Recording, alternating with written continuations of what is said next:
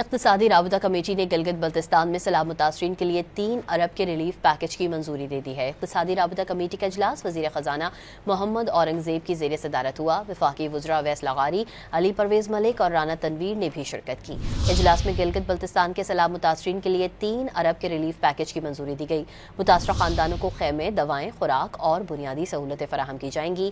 ای سی سی نے P T V کے لیے 11 ارب کی ضمنی تکنیکی گرانٹ کی پہلی قسط کی منظوری بھی دی۔ اقتصادی رابطہ کمیٹی نے گلگت بلتستان میں سیلاب متاثرین کے لیے 3 ارب کے ریلیف پیکج کی منظوری دے دی ہے۔ اقتصادی رابطہ کمیٹی کا اجلاس وزیر خزانہ محمد اورنگزیب کی زیر صدارت ہوا۔ وفاقی وزراء اویس لغاری، علی پرویز ملک اور رانا تنویر نے بھی شرکت کی۔ اجلاس میں گلگت بلتستان کے سیلاب متاثرین کے لیے 3 ارب کے ریلیف پیکج کی منظوری دی گئی۔ متاثرہ خاندانوں کو خیمے، دوائیں، خوراک اور بنیادی سہولتیں فراہم کی جائیں گی۔